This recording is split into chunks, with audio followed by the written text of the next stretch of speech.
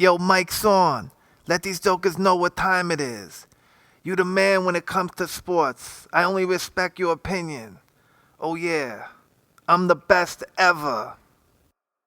Yo, yo, yo, yo, yo. Welcome to the Rocket City Network. Today, I want to talk about something, right? So, we have a lot of people who try to discredit Michael Jordan based off of how good Scottie Pippen was, right? So, I did a little digging. Was Scottie Pippen as good as we think he was? Check us out.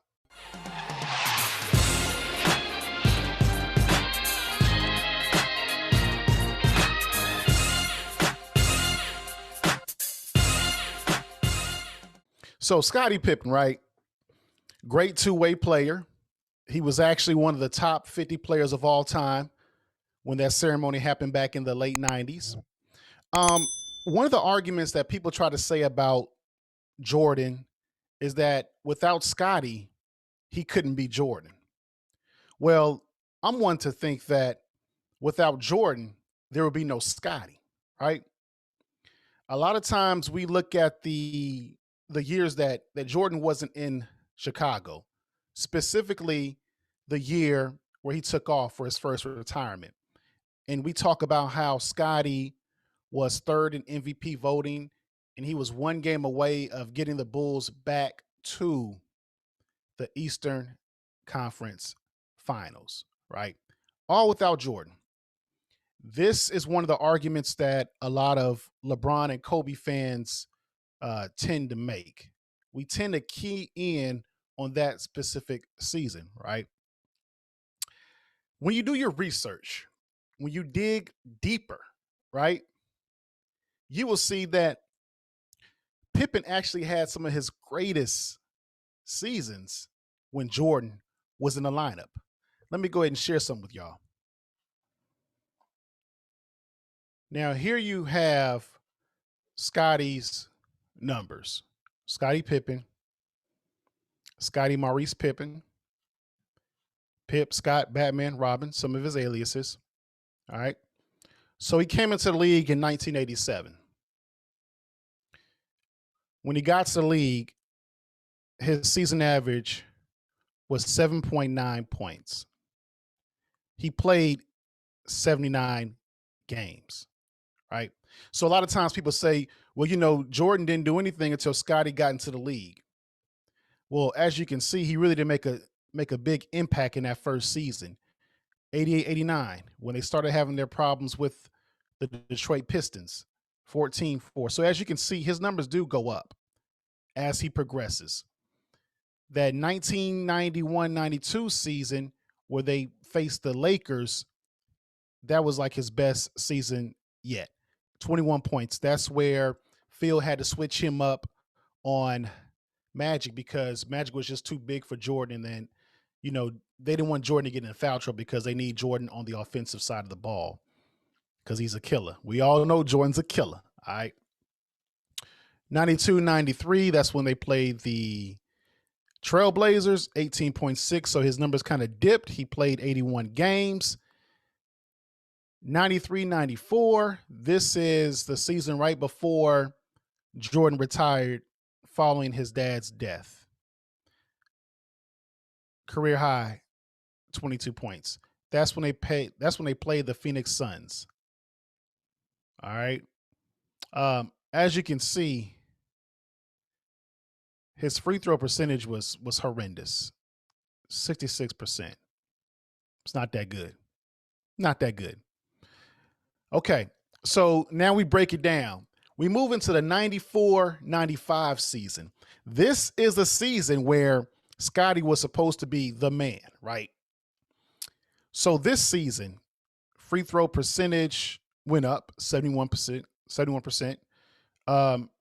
Points per game, 21.4. A little bit lower than when he played with Jordan the season before.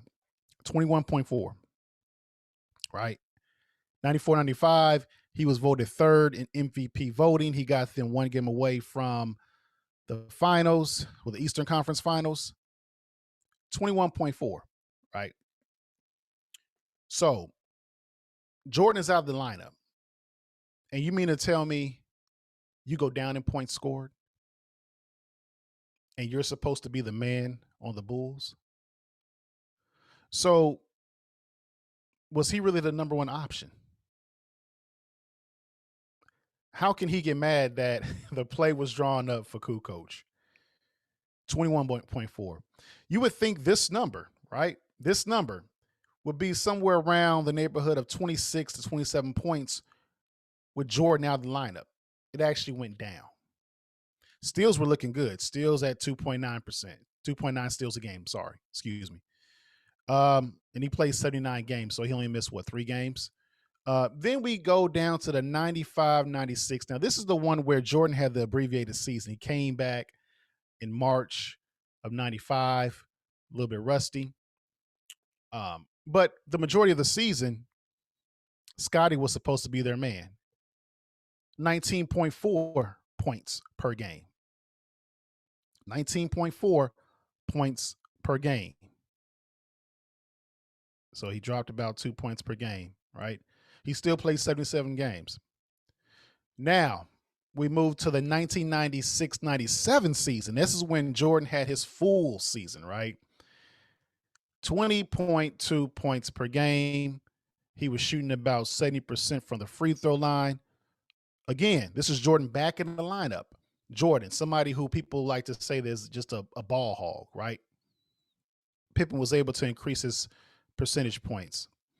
The 97-98 season, right? Dips back down. 19.1. 77% from the free throw line. He's improving. He's improving. He's improving, right? Highest ever, right? Career high. Well, no, he made 81 some years afterwards. But while he was on the Bulls with Jordan in the lineup, 77 from the free throw line, right? But he only played 44 games. Okay. So we move down to where he gets traded and goes to Houston. This was, again, abbreviated season. The NBA had a lockout. Now, 50 games, 14.5 points per game. Granted, he was on the team with Olajuwon. And of course, back in the day, you dump it to the center. They make it happen, right? So then you have it. Goes to Portland the next season, 82 games, 12.5 points per game. Granted, this Blazers team was pretty stacked, or he was getting there, right? Because they had to contend with those beasts out in LA. We talking Kobe and Shaq, right? So he goes down to 12.5 points per game, 82 games. And then as you see, it just starts to decrease until that 2003-2004 season, he's at 5.9 points per game. All right. Now, as you can see, career totals 16.1 points per game.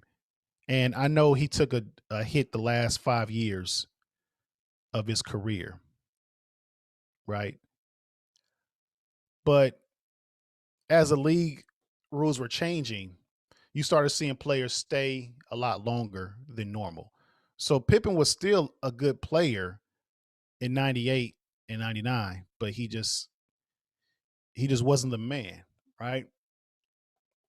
So there are the numbers. Those are the numbers. Those are the numbers. So we go back to this season right here, 94-95. 21.4 points per game with Jordan out of the lineup.